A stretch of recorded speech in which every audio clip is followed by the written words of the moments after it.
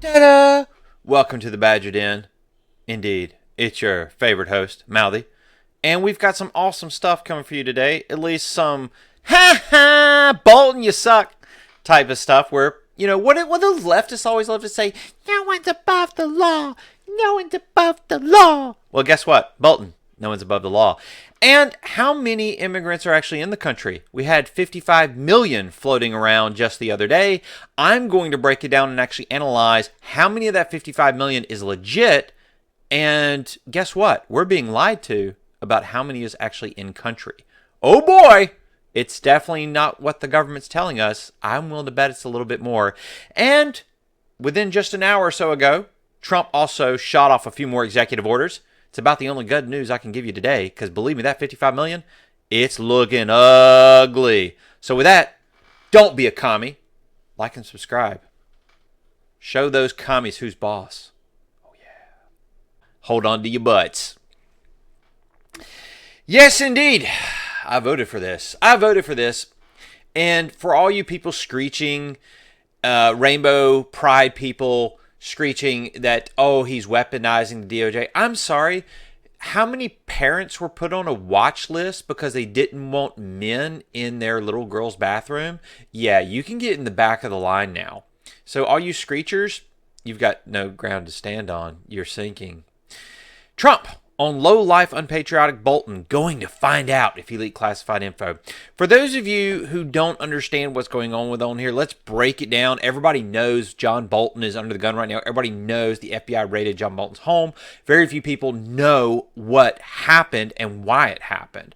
Specifically, Bolton more than likely leaked classified data. What exactly was Trump charged with? Oh yeah, having classified documents, not being alleged leaking classified documents, mind you, just holding on to classified documents that came from his administration, more than likely Crossfire Hurricane.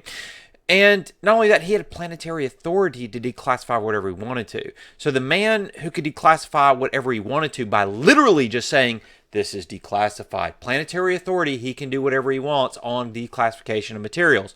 This is declassified. But yet, Melania's drawers, yes, literally her drawers got drawer-ratched as far as they yanked them out and threw them everywhere. And yet Bolton, who does not have planetary declassification authority, he held on to classified materials and published them, in fact, putting our own soldiers and men and women in the CIA or abroad in danger, leaking this type of information. So again, the double standard. Where is it? Oh, that's right. No one's above the law. Let's chant it and say it to the Rainbow Brights together. No one is above the law. With that being said, it just goes to show that more and more information is coming out that Crossfire Hurricane is just scratching the surface. Again, how many people, accidentally themselves as being part of the Clinton group? They know a lot of people that like to themselves. It's very, very odd. Wasn't it this one guy who shot himself with a shotgun and still managed to hang himself? Man, you really want to end your life doing that way. I can't even wrap my head around where people want to deny the Clintons are wrapped up in just heinous evil acts. Between Uranium One, between the scandals with Crossfire Hurricane, with Benghazi. Why do we even need... we don't even need to touch Epstein. We don't even need Epstein to go after the Clintons. It is just that apparent and disgusting that these people are not human. You can call these people lizard people. Newsom, you can go away now. We know you're a lizard person. I don't need to go into this. This is just ridiculous, but we'll kind of try to cut it down as much as I could. In 2019, IRS division quietly launched a probe in the Clinton Foundation's tax practices, working closely with whistleblowers, financial experts who compiled thousands of pages of evidence. Internal agency members reported by Just the News. IRS agents reviewed the evidence, and at least one agent concluded it meant the entire Clinton Foundation enterprise is a fraud. Agents then moved to treat the whistleblowers as cooperating witnesses, even set up a secure computer servers in order to hold material that they had collected. Then, without warning, the lights went out. We can't talk about the Clinton Foundation. Agents told the whistleblowers by the summer of 2019 their inquiry was dead. It's almost like people within the deep state corrupt people were controlling the FBI under Trump's own administration. Sounds about right, doesn't it? The book told the story of Uranium One, a U.S. mining company that was sold to the Russians after investors pledged more than $100 million to the Clinton Foundation. That story was confirmed in a front-page story by the New York Times when the book was published and based on its material. The FBI field offices were proceeding until they were ordered by higher-ups to stop. Deputy Attorney General Sally Yates ordered prosecutors to shut it down. Deputy FBI Director Andrew McCabe required his personal approval for every investigative step, effectively choking the case. The fallout from the Clinton cash was real. Clinton staffers scrambled for advance copies of the book, while Hillary's own pollsters flagged the Uranium One deal as her campaign's biggest vulnerability. Wasn't it Russia that recently came out and said they had dirt on the Clintons? Yeah. By January of 2016, the FBI was looking into the book's allegations until the brakes were pumped. Appearing on ON program this week, Schweitzer told host Matt Gaetz that the government's double standard is unmistakable. Duh. And at the same time, they were killing an organic investigation into Clinton corruption. They were also creating the completely fictional investigation by tying Donald Trump to Russia. 5 FBI field offices have been involved before being shut down, including a satellite office in Africa. Schweitzer called the saga proof of a new kind of corruption, offshored, globalized corruption, complete with political dynasties selling access and foreign oligarchs buying influence. Sounds about right. Who else was probably running a honeypot? Something like that. Something. The contrast between the scuttled investigation of the Clinton Foundation and the Crossfire Hurricane investigation into the Trump campaign's purported lies to Russia is glaring. While the Clinton probes were heavily throttled, the FBI raced to open a full investigation of Trump's campaign on the flimsiest of tips. Brennan, please, you need to get... Anyway, a conversation in a London wine bar, green lighting in just 3 days. Clinton's Russia vulnerabilities were turned into Trump's burden, projected onto his campaign on a haze of innuendo. Yup. So with that, Bolton, I hope you're having a fantastic time right now. So we might see Clapper, Comey, and Brennan, and now Bolton behind bars. I'm still hesitant to say that we're going to see Clinton, even though everybody can see that Clinton and her hubby are definitely heavily involved in this and should be perp-walked. If we get Clinton, that does mean that we could potentially get Obama, but I really don't think so, guys. I think this is, if we get those 4, Clapper, Comey, Brennan, and Bolton, I think that's about as high as you're going to get. And maybe, you know what, we might even get Barr with that whistleblower that's come out. That's about as, I think that's probably as good as we're going to get. But it has to happen. A lot of people are like, they're weaponizing, the federal government is weaponizing against its political enemies. These people broke the law. They legitimately broke the law. Isn't it the mantra that no one is above the law? So if that's the case, we're not weaponizing. We're actually going after people that, I don't know, broke the law. If no one's above the law, they must be held accountable. If they're not held accountable, they're going to continue to break the law. Accountability is essential for this country to continue to function. Why is that so hard to understand? All right, guys, this broke last week. Trump administration says it's reviewing all 55 million people with U.S. visas for potential deportable violations. 55 million people have visas. If that does not pull your hair out of your head, I don't know what will. I was alarmed by that. And so I went in and broke down the numbers to see exactly how many people are exactly inside the U.S. that are immigrants. This includes illegals, legals, and people who are probably overstaying their visas and temporary visa holders. So this is the whole kit and caboodle. And we've been lied to. The numbers are not lying. Right now, the U.S. Census, the official estimate from 2020, estimates from extrapolated to today is 334 million people. Okay? Of which they're saying about 25 million are immigrants. Legal, illegal, 25 million. So essentially they're saying about 5 million or so legal, 20 million legal. That is a bold-faced lie. According to the 55 million, about half of those are green card holders. So we know for a fact right now that this 25 million is BS. It is a complete hogwash. They're basically ignoring either all illegals or they're fabricating results. So we can say there are more than 334 million people in this country. You follow me? You picking up what I'm putting down? Okay. If it's 55 million, half of those are green card holders, but yet for some reason they're saying 25 million are immigrants as part of this. That means that they're saying that all 25 million of those green card holders from that 55 million half, all those are illegals. There's no illegals in the country. Obviously, we're being lied to. How much are we being lied to, guys? I'm glad you asked. The 2010 census was the last census that counted Americans, even anchor babies. So with that, I wanted to use that and extrapolate forward to today and see how close are we to the actual number. So let's keep it real.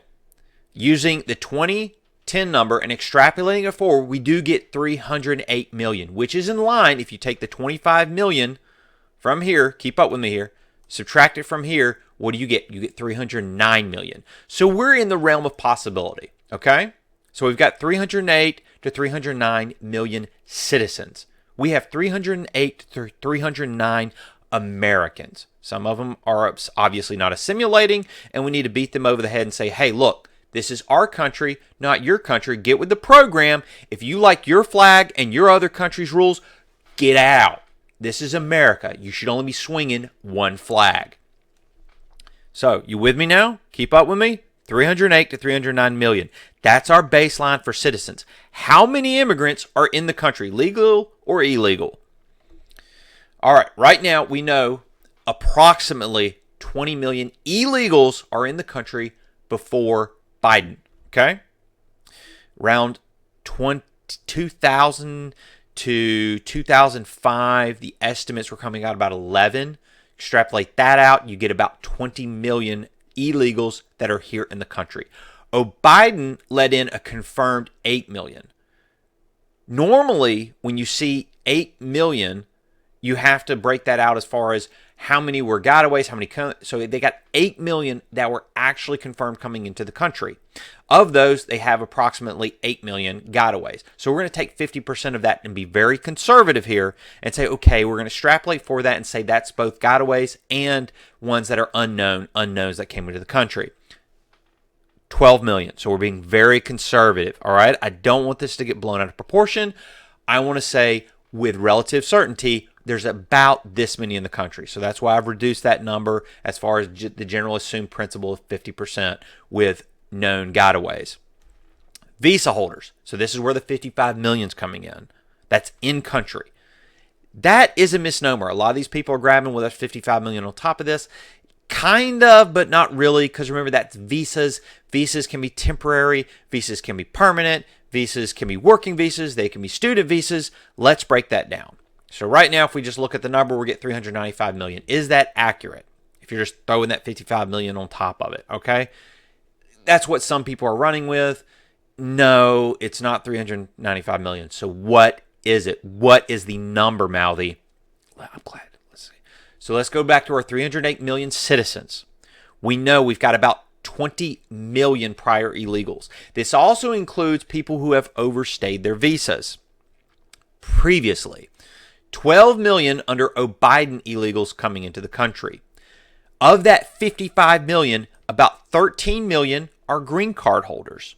4 million are student work visas, and 5 million of the 55 million, they say approximately 10% will be overstays of current visas. So that means you've got another 5 million that will be overstaying and adding to the illegal population. You following me here? You seeing this number play out? Realistically, 20 million before Biden, 12 million under Biden. We currently have 3 million green card holders, 4 million work student visas, and 5 million overstays. All right? Is it making you jaw drop? It should. That means that we don't have, 334 million? Let's go all the way back with what they're saying is in country. That's what they're saying is in country. Does it feel like that? No, it doesn't. No, it doesn't. Well, what did Biden say? According to the Department of Education, 1 out of 4 kids in elementary school and below do not speak English. 25% of our children, our little kids, do not speak English. Does it seem right that we have about 10% illegal immigrants or immigrants in this country? No, it feels higher than that. And it is. It is. So if we add all this up, we get 308 million citizens, 309 million, 308 million, and 54 million immigrants, illegal or otherwise. That's a lot of dimp. So well over 10%. What does that mean to us? That means that there are realistically about 30 million more people here in the country than the government's telling us. And 15% of those are immigrants, illegal or otherwise. You picking up what I'm putting down now? It should be scaring you. I'm a little nervous about it. I don't think this is justified. You getting it? These are people, a lot of them who don't want to assimilate. A lot of them who hate our country. A lot of us who want to set up their own little fiefdoms, who want to set up their own little New Mexicos, their own little new Nigerias, their own little new Chinas, whatever it is. They don't want to wave the American flag, their own little new Pakistans. Whatever country inserted in there, I don't care because it makes me sick because this is America. You don't like our rules, you don't like our culture, that's fine. Get out. You don't get to change America. America brought you here because it was the beacon on the hill. It was a bright light, and because you wanted to be here, you need to assimilate. That's your job. Learn our language, learn our culture, be proud to be an American, and we accept you with open arms. You don't like it here? Cool. Get out. What happens when you get 15% of a country of immigrants? I went back and looked as much as I could in relative recent history. What happens when you get a population that is significantly more immigrants than your citizens? Well, guess what? 1960s France and Germany, you got riots and violence. And they were at 10%. 10%. This was after World War II. A lot of damage going. A lot of people moving freely into both Germany and France. And guess what happened? A lot of violence. A lot of riots. What are we seeing here in America? Riots and violence? Sounds about right. But we're not at 10%, are we? We're at 15% plus. Because remember, I stayed conservative on those numbers. What happens, Mouthy, when you hit 15% plus? I'm glad you asked that because that's where we're at. 1880s is the best case scenario in 1900s Argentina. That's the best case scenario for us when they did hit 15% and greater in Argentina and the U.S. in the 1880s. You got a lot of Irish coming in and you got a lot of Chinese. Thankfully, both the Chinese and the Irish assimilated relatively quickly and they both worked exceptionally hard. Guess what? They assimilated. They wanted to be a fabric of the tapestry of America. You still had violence. Argentina, something similar happened there. Theirs was much more violent, and they also really pushed hard into nationalism. I'm all for nationalism, but Argentina went a bit hardcore. Cool, good for them. However, here's the negatives. Do you see this Civil War statement? Yes, a bloody civil war in the 1950s and 1960s, both in Lebanon and Jordan, where there were violent uprisals, violent protests, violent attacks, full-on civil war in the country. There are some people out there that would love to see this. I would not love to see this. I do believe I know who would come out on top. You've got tree huggers versus gun huggers. I'm going to put my bets on one over the other. However, I don't want to see families shooting at families, loved ones shooting at loved ones. It's disgusting.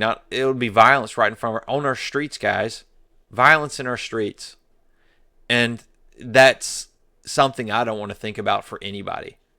But we are facing that. When you get a population that is 15% immigrant who do not want to assimilate, who do not want to be a part of the American tapestry, that's ugly. I'm not saying all, what was that? What was that number? Was it 54 million are anti-American? I'm saying there's a large chunk in there who are. And it's very apparent. You don't believe me? Go look at LA. Go look at the protests in New York. Go look at the protests in any blue, deranged city. And what do you have? You have absolute psychopaths that want to raise another country's flag and say, we're going to set up camp here. That is an invasion. That is not assimilation. Got me? It's disgusting and sad. All right. I love leaving you guys with some good news. So let's bring it down a little bit. and give you the good news. I want to impart a little bit of goodness to you. Trump, as of literally an hour ago, signed a bill ending cashless, not a bill, sorry, executive order ending cashless bail in D.C. and instructing his DOJ to no longer give funding and just go after sanctuary cities and other blue-haired deranged areas, rainbow-haired areas, to specifically go after them for cashless bail and defund them. So if you're wanting federal dollars, you have to end cashless bail, which is fantastic. No more illegals getting back out on the street and hurting our little kids. Once you do some damage, you get out. And just to rewind this a little bit, remember that Singh that took out 3 people in Florida? There's already over 1 million signatures. 1 million signatures demanding his release because he's never done anything wrong before. I don't care he's never done anything wrong before. He ended 3 lives because he didn't speak English. He had an illegal driver's license from a deranged Newsom over in California that gave him his driver's license. He shouldn't have been in the country. He's got no right to end those 3 lives. I don't care how many signatures you get. Doesn't matter. In fact, every one of those signatures should be a red flag to the DOJ, to ICE, to go investigate those people. And Trump also signed a 1-year prison sentence for flag burning. I know, a lot of you are saying, well, that's against the First Amendment. First Amendment is for speech. It doesn't exactly always encapsulate acts. I'm not a huge fan of this personally. I believe that you should be allowed to have these crazy deranged people burn our flag because I think that puts them in a perspective that shows the rest of the world and the rest of the country really about how much they hate our country. Let these deranged leftists burn our flag because they can signal to everyone how evil they are and how much they hate this country and they shouldn't be here. So I frankly want them to do it so that way we can call them out for it. And for all you blue-haired, rainbow-haired, purple-haired people who are screaming this is fascist, just remember, somebody else called for it. Oh yeah, we were just speaking about that family. Before Democrats pretend to be outraged, here's Hillary Clinton in 2006. I hope we can pass a law that criminalizes flag burning and desecration. So be careful what you wish for. All right, guys, that's all I got for today. Real heavy-duty stuff, but a lot of people aren't getting into it, and what do I care? I'm going to dig into my bunker and be fine. Mally out.